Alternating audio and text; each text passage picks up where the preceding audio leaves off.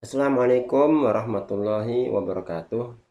Sobat Indonesia di mana saja berada, semoga kita selalu diberikan kesehatan, keselamatan, dan perlindungan dari Yang Maha Kuasa Allah Subhanahu wa Ta'ala.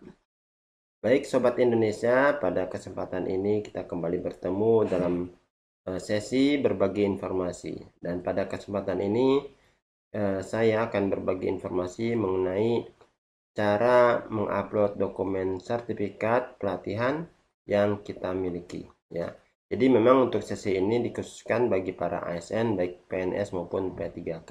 Nah, mungkin Bapak Ibu ASN yang pernah melihat video saya sebelumnya bertanya apakah ada perubahan, karena sebelumnya enggak, saya sudah membuat video tutorialnya tata cara mengupload dokumen sertifikat pelatihan ke dalam MySN. Nah, memang di kesempatan ini saya membuat video terbaru karena terjadi perubahan di dalam MySN, ya, dalam menu-menunya, sehingga untuk mengupload dokumen sertifikat pelatihan itu juga memiliki perubahan. Nah, bagaimana caranya? Mari kita simak video ini sampai selesai ya Bapak Ibu ya.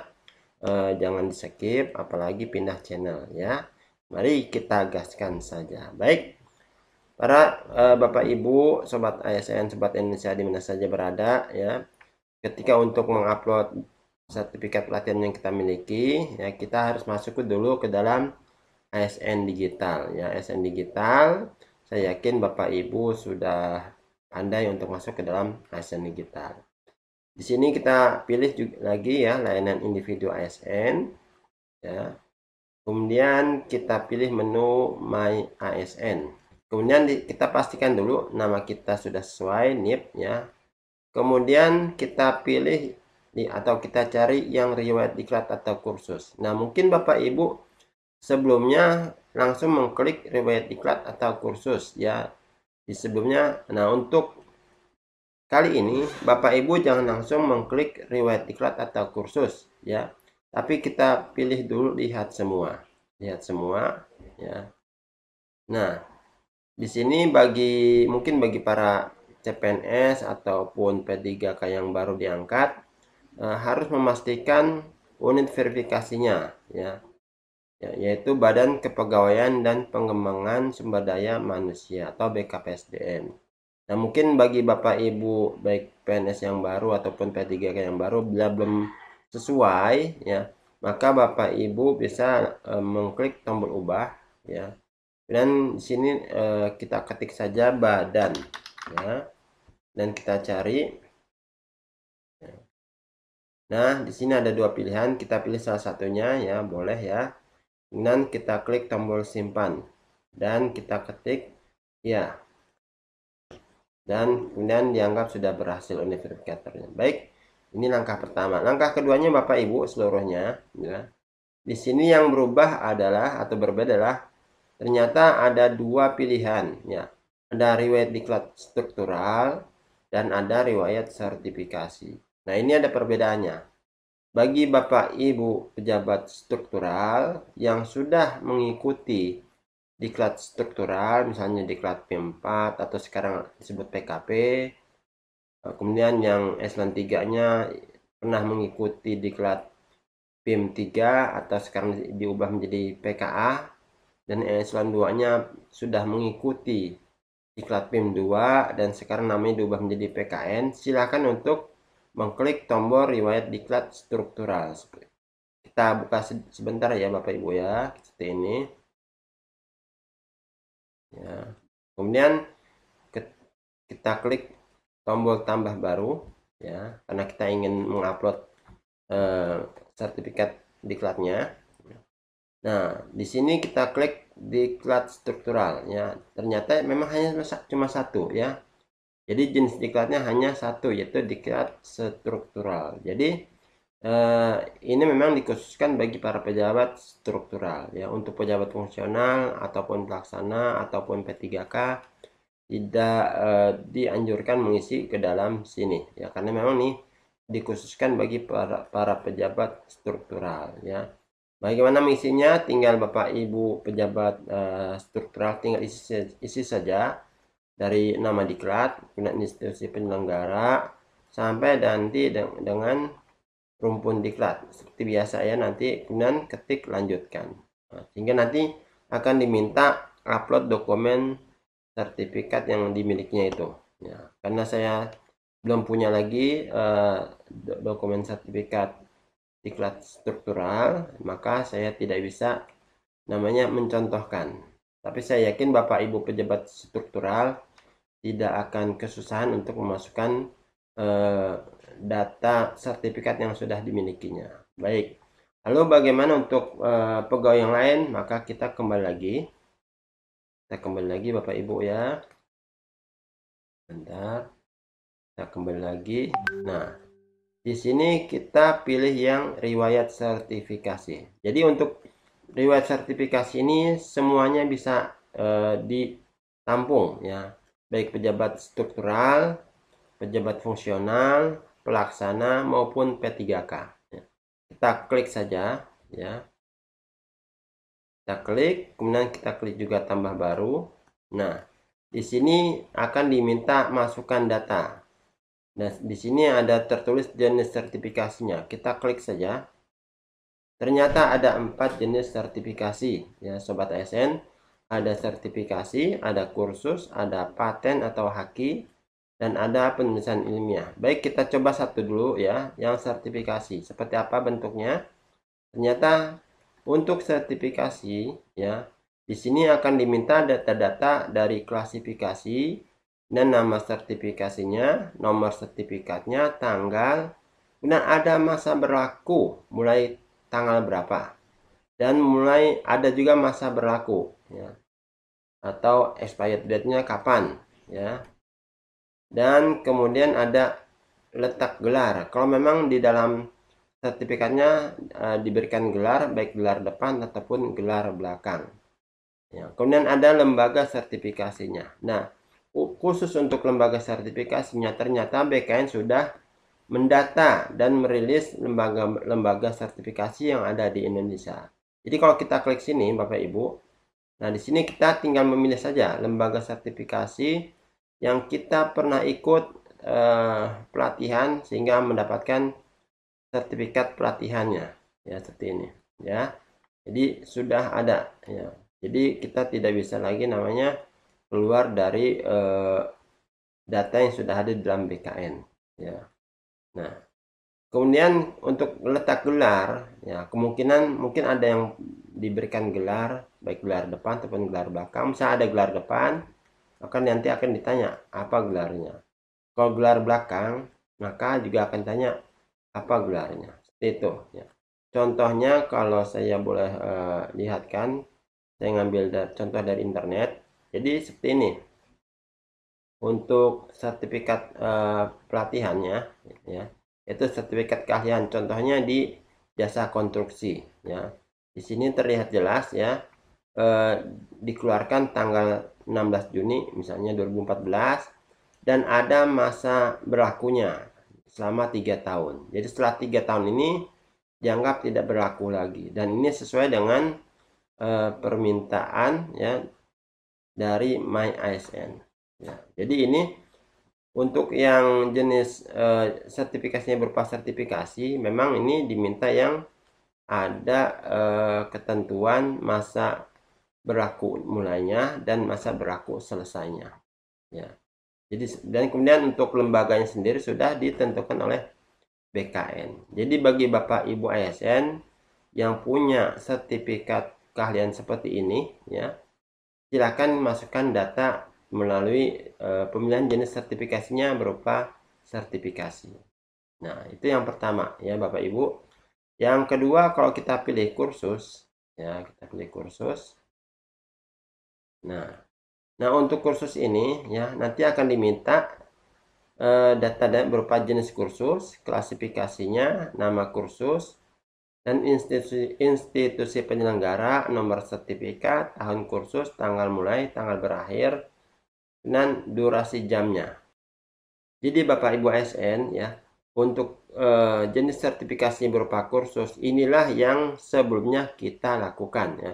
Kita mengupload sertifikat pelatihan yang kita miliki, misalnya dari sosialisasi, webinar, pelatihan teknis, BIMTEK, ataupun pelatihan fungsional, ini kita mau atau kita masukkan di tempat jenis sertifikasi berupa kursus ini. Ya, jadi kalau kemarin itu ke riwayat diklat kursus ya digabungkan, kalau sekarang kita dimasukkan ke dalam kursus ya. Jadi sertifikat-sertifikat pelatihan di luar struktural ataupun yang tadi ya yang ada masa berlakunya, maka bisa masukkan ke dalam sini ya. Mungkin kita sering ikut webinar punya sertifikat, masukkan ke dalam jenis kursus ya, seperti itu ya. Nah, oke, saya lanjut dulu Bapak Ibu, nanti kita akan lebih konsen di kursus ini. Kita buka lagi yang nomor 3, yaitu paten atau haki. Nah, untuk jenis sertifikasi berupa paten atau haki, ini dari namanya saja sudah kita bisa memprediksi bahwa ini adalah sertifikat yang dimiliki oleh para ASN yang mempunyai produk tertentu, baik itu barang ataupun tulisan ataupun temuan yang lain yang sudah memiliki hak paten ya, yang sudah diakui hak patennya sehingga bisa dimasukkan ke dalam jenis sertifikasi berupa paten atau haki ya. Karena nanti di sini akan diminta data klasifikasinya, jenis patennya, judul patennya, tingkatan patennya, hingga nanti tanggal terbit patennya kapan ya. Jadi ini dikhususkan bagi para ASN yang memiliki temuan yang dipatenkan itu ya. Oke, kita lanjut ya yang keempat, yaitu penulisan ilmiah. Nah, dari judulnya saja penulisan ilmiah ya, ini kita bisa langsung namanya memprediksi bahwa memang untuk masukkan data seperti ini adalah bagi para ASN yang memiliki penulisan ilmiah ya. Penulisan ilmiah nanti dia akan ditanya ya tentang data-data penyelenggara siapa, dan ada kode ISN-nya, ada nomor ISSN-nya ya. Kalau karya ilmiah sudah terbit, sudah masuk ke dalam jurnal, pasti ada nomor ISSN dan nomor DOI-nya. Jadi bagi Bapak Ibu ASN yang memiliki tulisan ilmiah dan sudah diterbitkan di dalam jurnal, maka bisa masukkan ke dalam jenis sertifikasi berupa penulisan ilmiah ya. Ini ya. Itu ya Bapak Ibu ya. Nah, Bapak Ibu sekarang kita fokus saja ke dalam jenis sertifikasi berupa kursus seperti saya sebutkan sebelumnya. Di sini saya sudah ada contoh, saya punya sertifikat yang terbaru dari webinar. Jadi di sini saya ada contoh yang bisa kita sama-sama coba upload ya. Pertama, jenis sertifikasinya adalah kursus dan jenis kursusnya kita pilih ya. Di sini karena saya ikut webinar, kita pilih yang seminar ya. Kemudian klasifikasi kursusnya ya. Di sini ini pilihannya sama dengan sebelumnya ya Bapak Ibu. Cuma mungkin ada penambahan beberapa. Contohnya yang saya ikuti adalah tentang ASN ya, tentang kepegawaian ya. Kalau sebelumnya pilihan kepegawaian ini belum ada ya. Jadi sekarang sudah ada aparatur negara atau kepegawaian, kita pilih. Ini nama kursusnya ya, kita lihat dulu ya, nama kursusnya adalah Webinar Nasional ASN Juara Seri 5 ya. Kita ketik saja Webinar ASN Juara Seri 05, webinar nasional ya. Dan institusi penyelenggaranya adalah APWI Jawa Timur, APWI Provinsi Jawa Timur. APWI itu adalah Asosiasi Profesi Widya Iswara Indonesia. Dan nomor sertifikatnya kita copy saja ya. Kita copy. Kita tinggal paste di sini ya. Dan tahun kursusnya adalah tahun 2025. Dan tanggal mulanya tanggal 21 Mei. Kita pilih saja 21 Mei. Sehingga 21 Mei.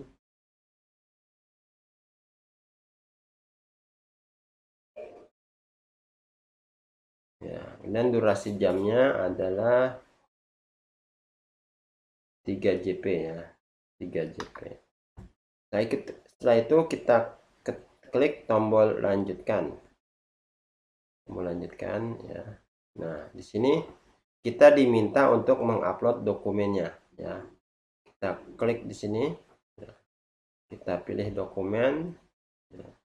Karena saya sudah siapkan, saya pilih yang ini ya. Nah, ini ya. Ini nanti kalau sudah benar, maka kita ketik atau kita klik saja tombol unggah dokumen ya, ini. Nah, jika sudah seperti ini Bapak Ibu, kita klik lanjutkan. Nah, ini adalah ringkasannya. Ringkasannya, kalau memang sudah benar, kita klik atau centang kotak ini dan kita klik tombol kirim. Dan berhasil. Oke Bapak Ibu ya. Nah,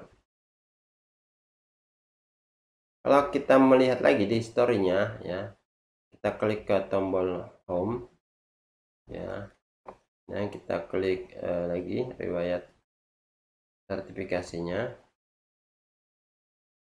Nah, ini dia Bapak Ibunya sudah masuk ke dalam catatan My ASN. Ya. Jadi demikian Bapak Ibu ASN untuk mengupload sertifikat pelatihan yang kita miliki ya. Nanti dilihat dulu sertifikat yang dimilikinya itu apakah sertifikat diklat struktural atau yang berupa sertifikasi dari lembaga sertifikasi atau